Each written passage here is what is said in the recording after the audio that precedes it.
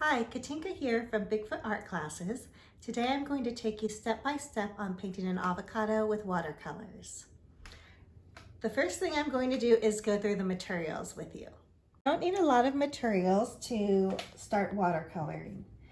I have a pencil here and an eraser. Any pencil and eraser will do. And then I have watercolor brushes. I just have two brushes here. This is a number 10 and this is a number 2. If you get to use a number 10 brush, if you get used to using it, you could possibly use this brush and no other brushes. A number 8 and number 12 also work very nicely. For this project, anything from a 6 to a 12 will be fine to use. And if you have a small liner brush, that's great too. I also have a thin liner. Any thin liner will do, but ideally you want a waterproof one. The paper I use here, this is Canson, I believe, 140 pound.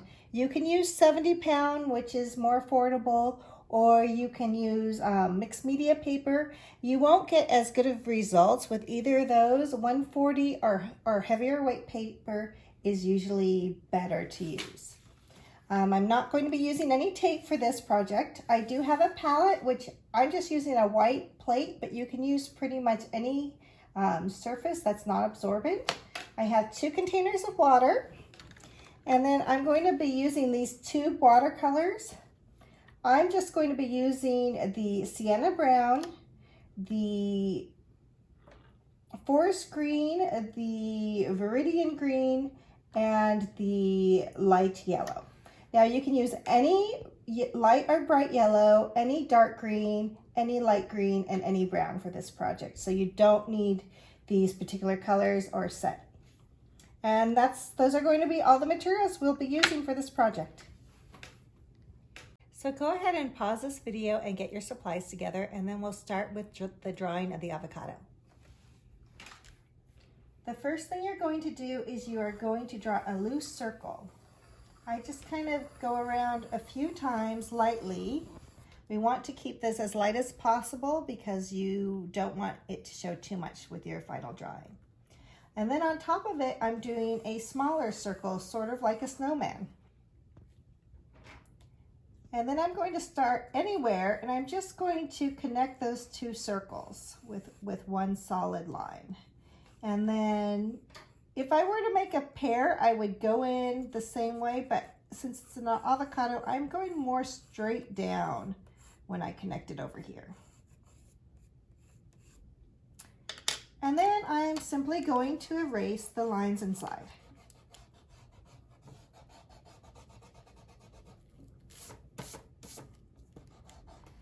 And then I want you to take your avocado line that you're keeping and erase it so you can barely see it. I am going to leave mine slightly darker than I normally would so that you can see what's going on here. Wetting my brush. Just a heads up, when we wash our watercolor brush, you want to either swirl it in circles or do figure 8s. We don't scrub it on the bottom like you might do with acrylic brushes. So I'm getting lots of water onto my brush, and I'm going into that yellow, and I'm pulling some of it over with the water. And then I'm adding more. And I want to be able to see through that yellow. It's not super thick, it's not opaque. And then I'm going to paint the whole inside of the avocado with yellow paint. And if it's too thick, just add some water as you go.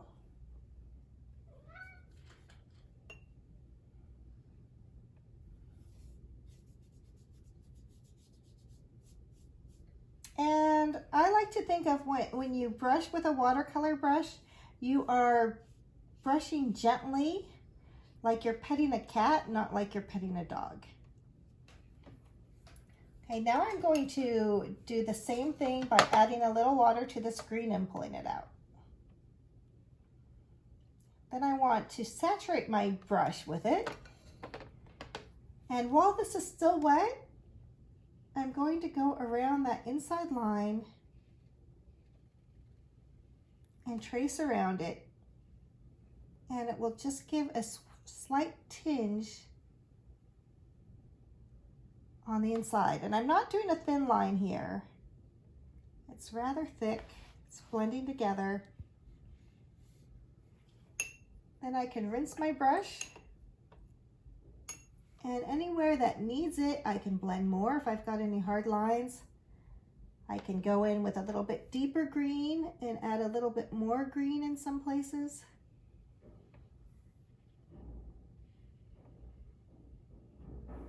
So one thing with watercolor is you want to keep your brush moving as much as possible.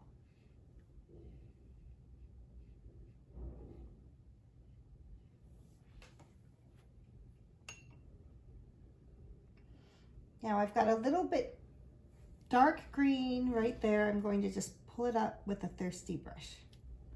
It's a brush without a lot of water in it. And then we're going to let it dry at this stage. So go ahead and pause this and let this dry. So when it's dry to the touch, you can come in and erase any lines that are still showing. You won't be able to erase the lines that are under the paint, but any around the paint you should be able to just erase the last bits off.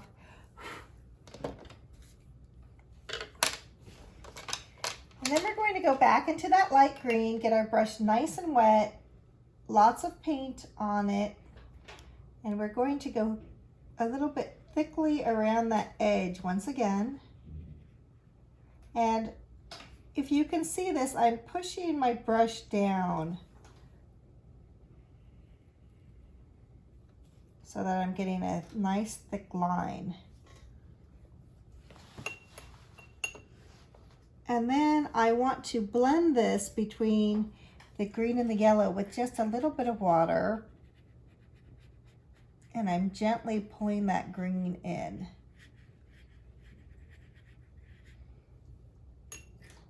Rinsing my brush between. So basically it has another very fine layer over the whole thing at this point again. And then I'm going to go into my green paint, my dark green, get it on my brush. And I do want it a little bit thicker than I've been using. And I'm going to go around the edge. And I'm using the very tip of my number 10 brush. But you can always, if you're more comfortable, you can switch to your liner brush and go around the edge. Now, if some of this other green is still wet and it pulls in, that's fine.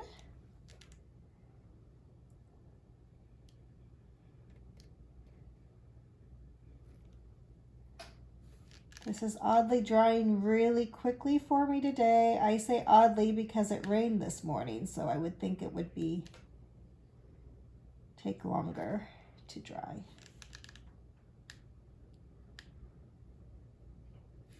But here it's blending in a little bit. I like that look.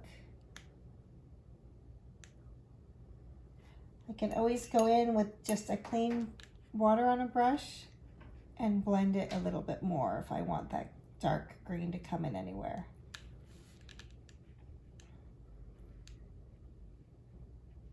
So I'm not going around the whole thing, but here and there I'm just softening that edge between the peel and the avocado meat.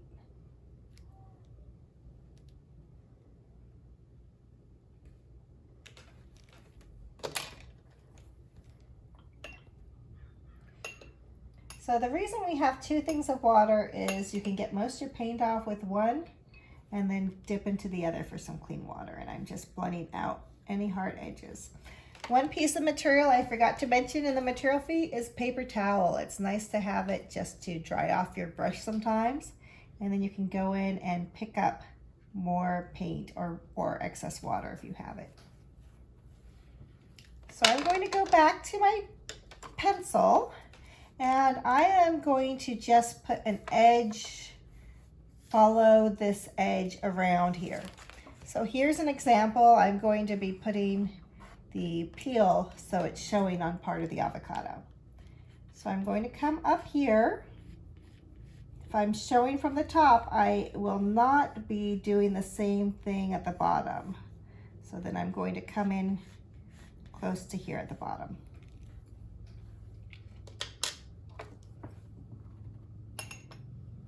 And I am going to mix a little bit of that light green with a little bit of that dark green.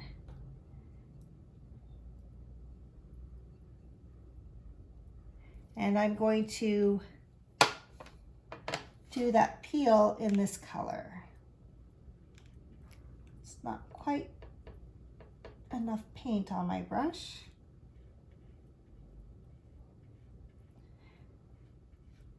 Now, watercolor does dry lighter,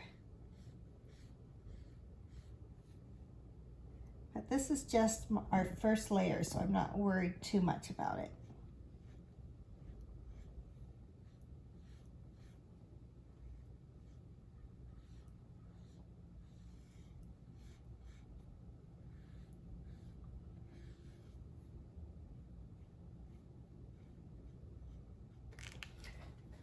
Go ahead and rinse your brush and put it down, because next we are going to draw the pit.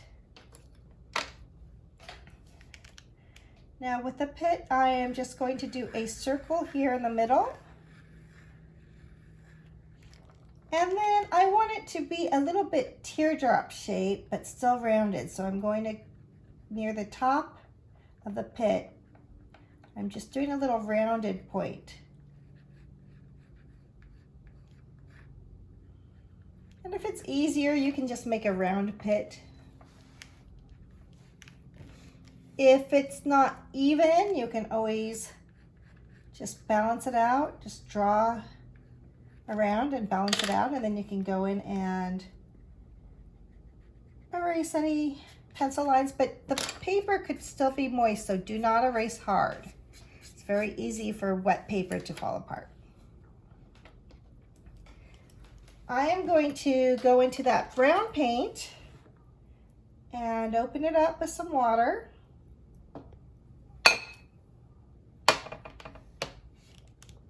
And then I'm going to paint around the edge of the seed. Maybe 3/4 of the way around. And then I'm going to rinse my brush, dip it into the clean water, and then blend this color throughout the rest of the pit. And it can be splotchy. It actually is much more interesting if you don't smooth it out too much and let it be splotchy. And we are going to let that pit dry and go with just the dark green into that peel again. I'm pulling it out so it's thinned out. We don't, hardly ever do you want to use the pigment just full and watered down. So I'm going to go through here and kind of stipple. I'm patting down the paint just rather sloppily to give that texture of an avocado. And I can always add brush strokes where it's darker and then do some stippling where it meets lighter places.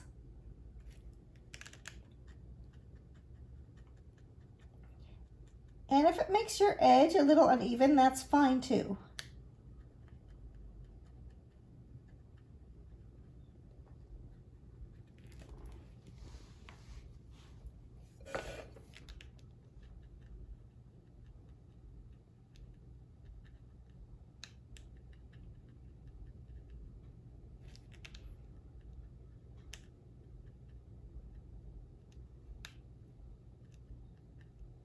And you're going to do that all the way across the peel. So now that we've finished that layer on the peel, we are going to work on this pit a little bit more. Just going to add another layer going around the edge. And I'm going to go around the whole thing this time. Rinse my brush and then come in with the wet brush and blend it in. And I don't want any straight edges in here. I want that reflection to look more random. But I also don't want any really hard edges, so I'm wetting the inside only of that line going around. Rinse my brush, and then I'm going to go back into that deep green. I want it a little dark and thick on my brush, and I'm going to go over the edge, the line all the way around the whole avocado again.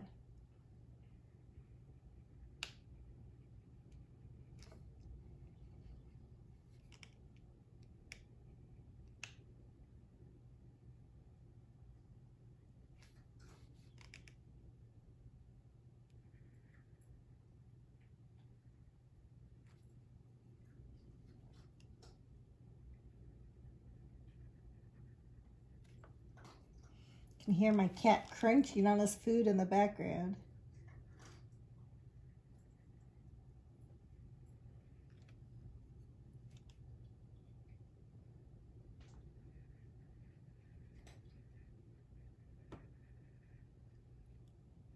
Okay, going to go back to my thicker brush, going to go into that dark green. I'm just going to add another layer of dark green here along the bottom, just to add some deepness there, like it's in shadow a bit. And I could put a little bit of it here and there going up.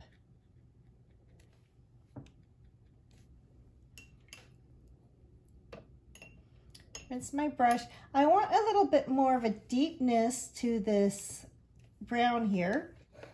So what I'm going to do is I'm going to add some of the dark green to the darker brown.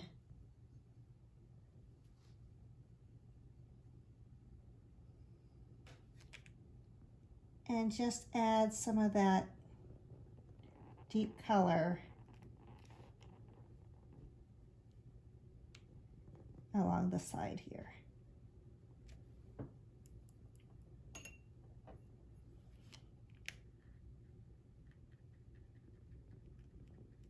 Blend it up a little bit here and there.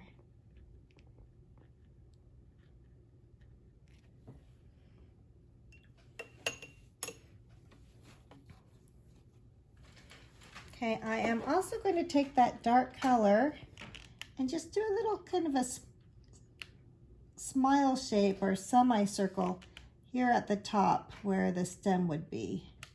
Just make a little divot there.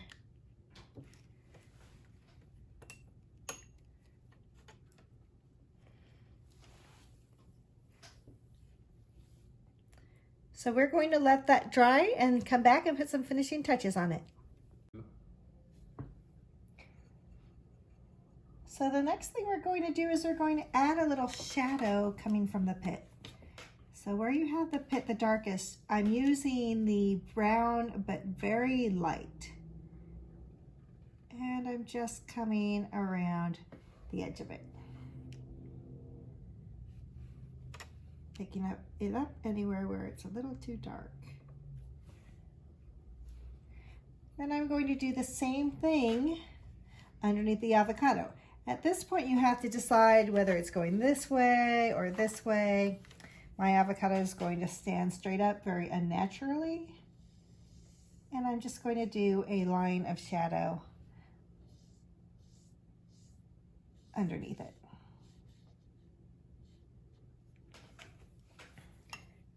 Now that's the finished avocado. There are some fun things you can do if you want to go on from there. This one here has a bit of speckle on it. That is achieved just by loading your brush with any of the colors you've used and tapping it on another brush or on the marker.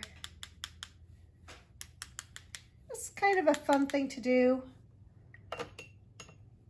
Maybe do more than one color.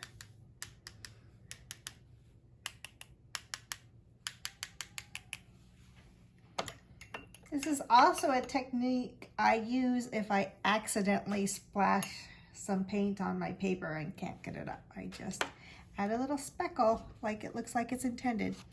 You can also add a leaf like I did here. So I drew the leaf in once I was finished. And you can do this either before you've got your avocado painted or after. You can go over it with a fine line marker. So if you are doing this with a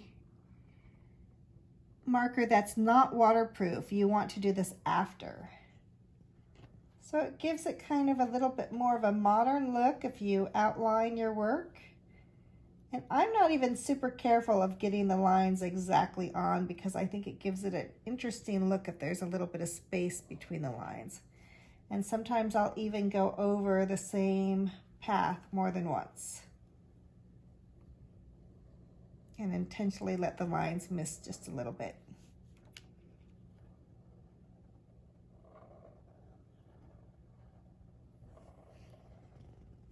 So that's another look you can give it. Avocado leaves are fairly big, often bigger than the avocados themselves. And you can mix your two greens. Just color in that leaf. And if you leave it just muted, it can be more of a background.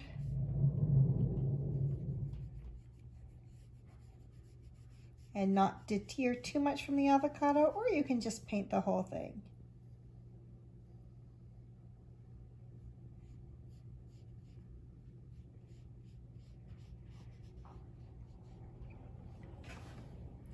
So I want to mention one more thing about paper. This is cheaper 140-pound paper. This is a little bit better 140-pound paper. I did say you could use mixed media, but I'm going to show you how this exact same avocado looks on mixed media. So if yours turns out looking like this, it's more likely the paper you used and not your technique. But it's still fun, even if that's the only paper you have, just go ahead and use it. Just know that it does make a difference in your final product. Thank you so much for joining me and hope to see you next time.